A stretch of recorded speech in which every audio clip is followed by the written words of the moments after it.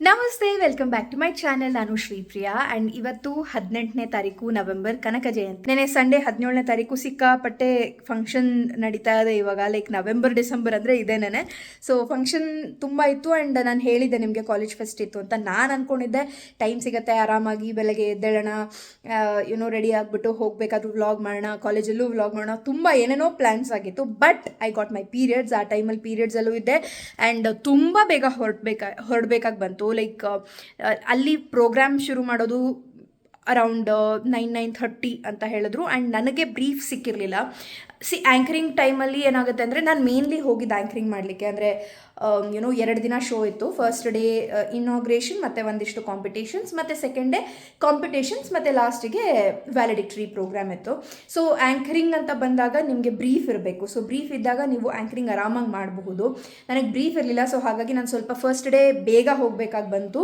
Second day ಸ್ವಲ್ಪ ನಿಧಾನಕ್ಕೆ ಹೊರಟೆ, ಆದರೆ ಬರಬೇಕಾದ್ರೆ ತುಂಬ ಲೇಟ್ ಆಗಿತ್ತು ಆ್ಯಂಡ್ ಫಸ್ಟ್ ಡೇದು ಸ್ಟ್ರೈನ್ ಕೂಡ ಆಗಿತ್ತು, ನಿದ್ದೆ ಆಗಿರಲಿಲ್ಲ, ಎಲ್ಲ ಮಿಕ್ಸ್ ಆಗಿ ಒಂಥರ ನನಗೆ ಏನಂತಾರೆ ಟೈಮ್ ಕೂಡ ಸಿಗಲಿಲ್ಲ ಆ್ಯಂಡ್ ಸುಮಾರು ವಿಷಯಗಳು ನಡೀತಾ ಇತ್ತು ತಲೆಯಲ್ಲಿ. ಹಾಗಾಗಿ ಕಂಪ್ಲೀಟಾಗಿ ನಾನು ವ್ಲಾಗ್ ಮಾಡಲಿಕ್ಕೆ ಆಗಲೇ ಇಲ್ಲ ಅವಾಗ. ಬಟ್ ಇವತ್ತು ಮತ್ತೆ ಶುರು ಮಾಡಿದ್ದೀನಿ. ಸೊ ಇವಾಗ ಹೊಸ ವ್ಲಾಗ್ ಶುರು ಮಾಡ್ತಾ ಇದ್ದೀನಿ ಈಗಿಂದ. ಆ್ಯಂಡ್ ಈ ವ್ಲಾಗು ಪ್ರಾಬಬ್ಲಿ ನಮ್ಮ ಆ್ಯನಿವರ್ಸರಿ ದಿನದ ತನಕನೂ ನಡೆಯುತ್ತೆ. ಇವತ್ತು 18ನೇ ತಾರೀಕು, ನಾಳೆ ಒಂದಿನ ಟೈಮ್ ಇದೆ. ನಾಡಿದ್ದು ಆ್ಯಕ್ಚುಲಿ ಇವತ್ತು 18ನೇ ತಾರೀಕು ನಮ್ಮ ತಿಥಿ ಪ್ರಕಾರ ಆ್ಯನಿವರ್ಸರಿ ಕೂಡ. ಲೈಕ್ ನಾವು ಕನಕ ಜಯಂತಿ ದಿನ 2013ನಲ್ಲಿ ಮದುವೆ ಆಗಿರೋದು. 20th ನಮ್ಮ ಡೇಟ್ ಪ್ರಕಾರ ಆ್ಯನಿವರ್ಸರಿ ದಿನ ಮನೆಯಲ್ಲಿ ಸತ್ಯನಾರಾಯಣ ಪೂಜೆ ಕೂಡ ಇಟ್ಕೊಂಡಿದ್ದೀವಿ. ತುಂಬ ವರ್ಷಗಳಾಗೋಗಿದೆ ಸತ್ಯನಾರಾಯಣ ಪೂಜೆ ಮಾಡಿಸಿ.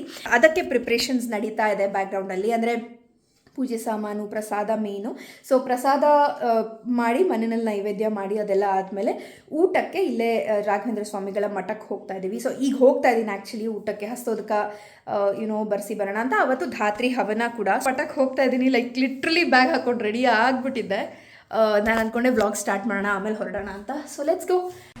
ಅವತ್ತು ಹೋಗಿ ಮಠದಲ್ಲೆಲ್ಲ ಕೆಲಸ ಮುಗಿಸ್ಕೊಂಡು ವಾಪಸ್ ಮನೆಗೆ ಬಂದೆ. ಸೊ ಅವತ್ತಿನ್ನೇನು ವ್ಲಾಗ್ ಮಾಡಲಿಲ್ಲ. ನೆಕ್ಸ್ಟ್ ಡೇ ಏನಿದೆ ಅವತ್ತು ದೋಸೆ ಮಾಡೋಣ ಅಂತ ರೆಡಿ ಮಾಡ್ಕೊಂಡಿದ್ದೆ. ಸೊ ನಾನು ಕ್ಯಾಸ್ಟ್ ಐರನ್ ತವಾ ಯೂಸ್ ಮಾಡ್ತೀನಿ ದೋಸೆ ಮಾಡಲಿಕ್ಕೆ.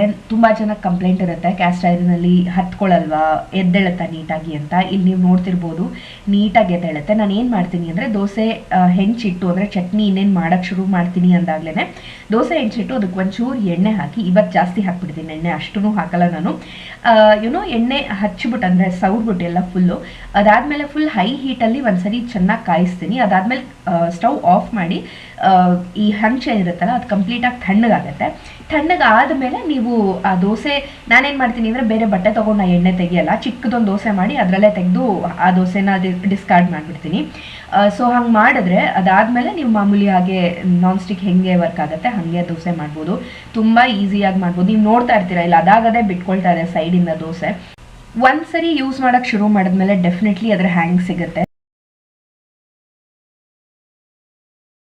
Good evening. ಸೊ ಇವಾಗ 6 ಗಂಟೆ ಆಗ್ತಾ ಇದೆ ಆ್ಯಂಡ್ ಈಗ ಸದ್ಯಕ್ಕೆ ನಾಳೆಗೆ ಪೂಜೆಗೆ ಎಲ್ಲ ರೆಡಿ ಮಾಡ್ಕೊಳ್ತಾ ಇದೆ. ಬೆಳಗ್ಗೆಯಿಂದ ವ್ಲಾಗ್ ಮಾಡೋಣ ಅಂದ್ಕೊಂಡೆ, ಬಟ್ ನೋಡಿದ್ರಿ ತಿಂಡಿ ಮಾಡಿದೆ. ಅದಾದಮೇಲಿಂದ ಮತ್ತೆ ವ್ಲಾಗ್ ಮಾಡೋಕ್ಕಾಗಲಿಲ್ಲ, ಯಾಕಂದರೆ ಸಿಕ್ಕಾಬಿಟ್ಟೆ ಬ್ಯುಸಿ ಇದೆ ಆ್ಯಂಡ್ ದೇವ್ರ ಪಾತ್ರೆ ತೊಳಿಬೇಕಿತ್ತು. ದೀಪಕ್ಕೆ ಅದೆಲ್ಲ ಹಾಕ್ಕೊಂಡು ಎಲ್ಲ ಅರೇಂಜ್ಮೆಂಟ್ ಮಾಡ್ಕೊಳ್ಬೇಕು. ಕಾರ್ತಿಕ ಮಾಸ ನಡೀತಾ ಇರೋದ್ರಿಂದ ದೀಪದಾನ ತುಂಬ ಶ್ರೇಷ್ಠ ಅಂತ ಹೇಳ್ತಾರೆ. ಸೊ ನೋಡೋಣ, ಅದು ಏನಾದರೂ ಪಾಸಿಬಲ್ ಆಯಿತು ಅಂತ ಅಂದರೆ ಅದನ್ನು ಮಾಡೋಣ ಅಂದ್ಕೊಳ್ತಾ ಇದ್ದೀನಿ. So yes, let's go. ಈಗ ಹೋಗಿ ಎಲ್ಲ ಕೆಲಸಗಳನ್ನ ಮುಗಿಸ್ಕೊಂಡು ವಾಪಸ್ ಬಂದು ಮತ್ತೆ ನಾನು ನಿಮ್ಮನ್ನೆಲ್ಲ ಮತ್ತೆ ಮೀಟ್ ಮಾಡ್ತೀನಿ. Stay tuned. ನೀವು ಇವಾಗ ನೋಡಿದ ಕ್ಲಿಪ್ಪು 19ನೇ ತಾರೀಕಿಂದು, ಈಗ ನೋಡ್ತಾ ಇರೋದು 20ನೇ ತಾರೀಕಿಂದು. ಇದು ಬೆಳಗ್ಗಿನ ಜಾವ.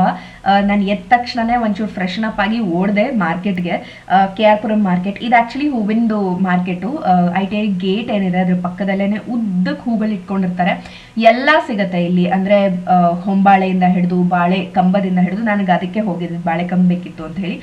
ಮನೆಗೆ ಬಂದ ತಕ್ಷಣ ಪಟ ರೆಡಿಯಾಗಿ ಪೂಜೆಗೆ ಕುತ್ಕೊಂಡ್ವಿ, ಯಾಕಂದ್ರೆ ಇಲ್ಲಾಂದ್ರೆ ಲೇಟ್ ಆಗ್ಬಿಡ್ತಾ ಇತ್ತು, ಯಾಕಂದ್ರೆ ಮಠಕ್ಕೆ ಬೇರೆ ಊಟಕ್ಕೆ ಹೋಗ್ಬೇಕಾಗಿತ್ತಲ್ಲ. ಸೊ ಹಾಗಾಗಿ ಬುದ್ಧಿಚಿತ್ತಾಹಂಕಾರ ಜ್ಞಾನಾತ್ಮನೆ ಅಂತರಾತ್ಮನೆ ಪರಮಾತ್ಮನೆ ನಮಃ. ಯಹೈವ ಆಗತ್ಯ ಕಲಶ ಮಧ್ಯೆ ಸುಖಂ ಚಿರಂ ತಿಷ್ಟಂತು ಸ್ವಾಹ. ಸೌಂದರ್ಯಪ್ರಾಣೋ ಆಕಾರಿಶಂ ಜಿಷ್ಣೋರಶ್ವಸ್ಯ ವಾಜಿನಃ ಸುರವಿನೋ ಮುಖಾಕರತ ಪ್ರಣಾಯೋ ಓಂ ಹಿತಾರಿಷತ್.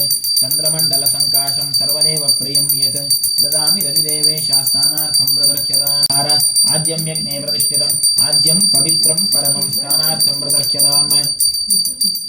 ಘೃತಸ್ನಾನಂ ಸಮರ್ಪಯಾಮಿ ಜೇನುತುಪ್ಪ ಮಧುಸ್ನಾನಾಖ್ಯಂ ಕರ್ಮ ಕರಿಷ್ಯೆ ಮಧುವಾತಾಯತೆ ಮಧುಕ್ಷರಂತಿ ಸಿಂಧವಃ ಮಾಧ್ವೇರ್ನ ಸಂತೋಷಧೀಃ ಮಧುನಕ್ತಾಮತೋಷಸೋ ಮಧುಮತ್ಪಾರ್ತಿ ಮಧುಮ್ರತಃ ಮಧುದ್ಯೌರಸ್ತು ನ ಪಿತ ಮಧುಮಾನೋ ವನಸ್ಪತಿರ್ಮಧುಮಾನಸ್ತು ಸೂರ್ಯಾಃ ಮಾಧ್ವೀರ್ಗಾವೋ ಹಾಕಿತು ಮಾಧ್ವೀರ್ಗಾವೋ ಭವಂತು ನಃ ಸರ್ವೌಷಧಿಸमुत्पन्नं पीयूषसदृशं मधु स्नानार्थं ते मया रक्तं गृहाण परमेश्वर लक्ष्मीसहितसत्यनारायणाय नमः मधुस्नानं समर्पयामि शर्करास्नानं समर्पयामि लक्ष्मीसहितसत्यनारायणाय नमः फलस्नानं समर्पयामि मासु पर्णो मत्वा विदधिषो मान वीरो अस्ता तित्र्यामर प्रदिशं कनिक्रदत्सु मङ्गलो भद्रवादिवादेह नानातीर्थार्थं तोयं सुगन्धैश्चमिंसितं नानार्थं च प्रयच्छामि स्वीकुरुष्व दयानिधे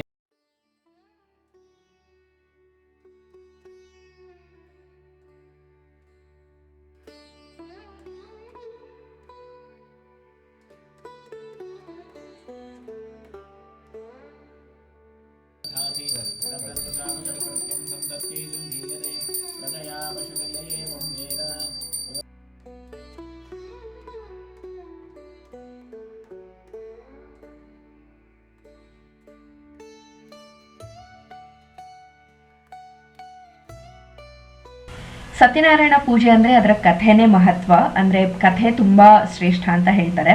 ಇಲ್ಲಿ ನಾನು ಚಿಕ್ಕದಾಗಿ ಒಂದು ಕ್ಲಿಪ್ ಆ್ಯಡ್ ಮಾಡಿದ್ದೀನಿ, ಇಲ್ಲಾಂದರೆ ತುಂಬ ಲಾಂಗ್ ಆಗ್ತಾ ಇತ್ತು. ಬಟ್ ನಿಮಗೆ ಕಥೆ ಪೂರ್ತಿ ಕೇಳ್ತೀರಾ ಅನ್ನೋ ಹಾಗಿತ್ತು ಅಂದರೆ ಡೆಫಿನೆಟ್ಲಿ ನನಗೆ ಹೇಳಿ, ಅದು ಕಂಪ್ಲೀಟ್ ರಾ ವಿಡಿಯೋ ಏನಿದೆ ಅದನ್ನು ಕಂಪ್ಲೀಟಾಗಿ ಹಾಗೆ ಅಪ್ಲೋಡ್ ಮಾಡ್ತೀನಿ. ರಾಜ ಯಾವಾಗ ಬಂದಿದ್ದಾನೆ ಅಂತ ಗೊತ್ತಾಯಿತು, ಖುಷಿ ಆಯ್ತಂತೆ. ರಾಜ ಪ್ರತ್ಯಕ್ಷ ದೇವತಾ ಅಂತ ಶಾಸ್ತ್ರ ಹೇಳುವಂಥದ್ದು. ಕಲಿಯುಗದಲ್ಲಿ ನಾವು ರಾಜನಲ್ಲಿ, ತಂದೆ ತಾಯಿಗಳಲ್ಲಿ, ಗುರುಗಳಲ್ಲಿ, ಸೂರ್ಯನಲ್ಲಿ, ಗೋವಿನಲ್ಲಿ ಈ ರೀತಿಯಾಗಿ ಇವುಗಳು ದೇವರನ್ನ ಕಾಣುವಂತಹ ಪ್ರತೀಕ ಅಂತ ಹೇಳ್ಕೊಟ್ಟಿರುವಂಥದ್ದು. ಆ ಪ್ರಕಾರವಾಗಿ ಯಾವಾಗ ರಾಜ ಬಂದಿದ್ದಾನೆ ಅಂತ ಗೊತ್ತಾಯ್ತು, ಖುಷಿ ಆಯ್ತಂತೆ. ಪ್ರಸಾದವನ್ನು ಮೊದಲು ಅವ್ರಿಗೆ ಕೊಡೋಣ ಅಂಥೇಳಿ ತೊಗೊಂಡೋಗಿ ಕೊಡ್ತಾರಂತೆ ಚಿಕ್ಕ ಹುಡುಗರು. ಹಾಗೂ ರಾಜ ಕುದುರೆ ಮೇಲೆ ಕಾಲಾಕಿ ಕುಳಿತಿದ್ದಾನಂತೆ. ಆ ಪ್ರಸಾದವನ್ನು ತಿರಸ್ಕಾರ ಮಾಡ್ತಾನಂತೆ. ಯಾಕೆಂದರೆ ಯಾರೋ ಚಿಕ್ಕ ಹುಡುಗರು, ಇವರೇನೋ ಮಾಡಿರೋ ಪೂಜೆ, ನಾನು ಯಾಕೆ ಪ್ರಸಾದವನ್ನು ತೊಗೊಳ್ಳಿ, ನಾನು ಈ ದೊಡ್ಡ ರಾಜ, ನಾನು ಯಾಕೆ ತೊಗೊಳ್ಳಿ ಅಂತೇಳಿ ತಿರಸ್ಕಾರ ಮಾಡ್ತಾನೆ. ಅಲ್ಲಿಂದ ಹಾಗೆ ಹೊರಟೋಗ್ತಾನಂತೆ. ಹುಡುಗರು ಹಾಗೆ ತಮ್ಮ ದೇವರ ಪೂಜೆಯನ್ನು ಮುಂದುವರಿಸ್ಕೊಂಡು ಹೋಗ್ತಾರೆ. ಆ ಚಿಕ್ಕ ಗೋಪಾಲಕರಿಗೆ ಮಾಡಿದಂಥ ಅವಮಾನದ ಪ್ರಭಾವ ಏನಾಯಿತು ಅಂತ ಹೇಳಿದ್ರೆ, ರಾಜ್ಯಕ್ಕೆ ಬಂದು ನೋಡ್ತಾನೆ, ಕಾಲಕ್ರಮೇಣ ಬರಗಾಲ, ಕಾಲಕ್ಕೆ ಆಗಬೇಕಾಗಿರುವಂಥ ಮಳೆಗಳು ಇತ್ಯಾದಿಗಳು ಯಾವುದೋ ಆಗ್ತಾ ಇಲ್ಲ, ಭೂಮಿ ಸರಿಯಾಗಿ ಫಲವನ್ನು ಕೊಡ್ತಾ ಇಲ್ಲ, ಯಾವುದೋ ಒಂದು ರೋಗ, ಯಾವ ರೋಗ ಅಂತ ಯಾರಿಗೂ ಗೊತ್ತಾಗ್ತಾ ಇಲ್ಲ. ಎಲ್ಲ ಪ್ರಜೆಗಳಿಗೂ, ರಾಜಕುಮಾರರಿಗೂ ಕೂಡ ಆ ರೋಗ ಅನ್ನುವಂಥದ್ದು ಬರಲಿಕ್ಕೆ ಆರಂಭ ಆಯಿತಂತೆ. ಏನಾಗ್ತಿದೆ ನನ್ನ ದೇಶಕ್ಕೆ ಅಂತ ತುಂಬ ಚಿಂತೆಯಿಂದ ಒಂದು ಸಭೆಯನ್ನು ಏರ್ಪಾಡು ಮಾಡಿದಾಗ ಅಲ್ಲಿ ಮಂತ್ರಿಗಳು ರಾಜನಿಗೆ ಬುದ್ಧಿ ಮಾತನ್ನು ಹೇಳಿಕ್ಕೆ ಆರಂಭವನ್ನು ಮಾಡ್ತಾರೆ. ನೀನು ಆ ಚಿಕ್ಕ ಗೋಪಾಲಕರಿಗೆ ಮಾಡಿದಂಥ ಅವಮಾನ, ನೀನು ಒಬ್ಬ ಮಾಡಿದಂತಹ ಒಂದು ತಪ್ಪಿನಿಂದಾಗಿ ಆ ತಪ್ಪಿನ ಪ್ರಭಾವ ಇಡೀ ರಾಜ್ಯದ ಮೇಲೆ ಆಗ್ತಾ ಇದೆ. ಯಾಕೆಂದರೆ ರಾಜನಾದವನು ಒಂದು ಹೆಜ್ಜೆಯನ್ನು ಇಡಬೇಕಾದ್ರೆ ಅಷ್ಟು ಜಾಗ್ರತೆಯಿಂದಿರಬೇಕು. ಯಾವ ರಾವಣ ಒಬ್ಬ ಮಾಡಿದಂಥ ತಪ್ಪಿನಿಂದಾಗಿ ಈ ಲಂಕೆನೇ ಯಾವ ರೀತಿಯಾಗಿ ಸುಟ್ಟು ಹೋಯ್ತೋ ಆ ರೀತಿಯಾಗಿ ರಾಜನಾದವನು ಅಷ್ಟು ಎಚ್ಚರಿಕೆಯಿಂದಾಗಿ ತನ್ನ ಜೀವನವನ್ನು ನಿರ್ವಹಣೆ ಮಾಡ್ತಾ ಇರಬೇಕು. ಆದರೆ ನೀನು ಮಾಡಿರುವಂಥ ಅಪರಾಧದಿಂದಾಗಿ ಪ್ರಜೆಗಳು ದುಃಖವನ್ನು ಅನುಭವಿಸ್ತಾ ಇದ್ದಾರೆ ಅಂತ ಅವನಿಗೆ ಬೇಕಾದಷ್ಟು ಬುದ್ಧಿ ಮಾತನ್ನು ಅವನಿಗೆ ಹೇಳ್ತಾರಂತೆ. ಆ ರಾಜ ಪುನಃ ಕಾಡಿಗೆ ಆ ಗೋಪಾಲಕರನ್ನು ಹುಡುಕೊಂಡು ಹೋಗಿ ಅವರ ಬಳಿ ಬಾರಿ ಕ್ಷಮೆಯನ್ನು ಕೇಳ್ತಾನಂತೆ. ಹುಡುಗರ ಬಳಿ ಕ್ಷಮೆಯನ್ನು ಕೇಳ್ತಾನಂತೆ. ಅವರ ಬಳಿಯೇ ಪೂಜೆಯನ್ನು ಮಾಡಿಸಿಕೊಂಡು ಅವರ ಕೈಯಿಂದಲೇ ಪ್ರಸಾದವನ್ನು ಸ್ವೀಕಾರ ಮಾಡ್ತಾನಂತೆ. ಸ್ವೀಕಾರ ಮಾಡಿ ಪುನಃ ತನ್ನ ರಾಜ್ಯಕ್ಕೆ ಬರ್ತಾನಂತೆ. ಬರಬೇಕಾದ್ರೂ ಸಹಿತ ಅವರಿಗೆ ಆದಷ್ಟು ಪುನಃ ಕ್ಷಮಾಪಣೆಯನ್ನು ಕೇಳ್ತಾನಂತೆ. ಕ್ಷಮಾಪಣೆಯನ್ನು ಕೇಳಿ ಪಶ್ಚಾತ್ತಾಪವನ್ನು ಪಟ್ಟು ತನ್ನ ದೇಶಕ್ಕೆ ಬರ್ತಾನಂತೆ. ಕಾಲಕ್ರಮೇಣ ಬಂದಂತಹ ರೋಗಗಳೆಲ್ಲವೂ ಕೂಡ ನಿವಾರಣೆ ಆಗ್ತಾ ಬರುತ್ತೆ. ಆ ಕಾಲಕ್ಕೆ ಮಳೆ ಬೆಳೆ ಇತ್ಯಾದಿಗಳೆಲ್ಲವೂ ಕೂಡ ಆಗುತ್ತೆ ಅಂತ ಈ ರೀತಿಯಾಗಿ ಆ ಸತ್ಯನಾರಾಯಣ ದೇವರ ಮಾಹಾತ್ಮ್ಯವನ್ನು, ಅವರ ಸತ್ಯನಾರಾಯಣ ದೇವರ ಭಕ್ತರಿಗೆ ಮಾಡಿದಂಥ ಅವಮಾನದಿಂದಲೂ ಕೂಡ ಅವನು ತನ್ನ ಜೀವನದಲ್ಲಿ ನಾನಾ ವಿಧ ಕಷ್ಟವನ್ನು ಪಡಬೇಕಾದಂತಹ ಒಂದು ಸಂದರ್ಭ ಬರುತ್ತೆ ಅಂತ ಈ ರೀತಿಯಾಗಿ ಸತ್ಯನಾರಾಯಣಂ ದೇವಂ ವಂದೇಹಂ ಕಾಮದಂ ಪ್ರಭುಂ ಅಂತ ನಾವು ಆವಾಗಲೇ ಹೇಳಿದ ಹಾಗೆ ನಮ್ಮ ಮನಸ್ಸಿನಲ್ಲಿರುವಂಥ ಏನೆಲ್ಲ ಕಾಮನೆಗಳಿದೆ ಅದೆಲ್ಲವನ್ನು ಕೂಡ ಅನುಗ್ರಹ ಮಾಡುವಂತಹ ಒಂದು ಪೂಜೆ, ವ್ರತ ಅಂತ ಹೇಳಿದ್ರೆ ಅದು ಸತ್ಯನಾರಾಯಣ ದೇವರ ವ್ರತ.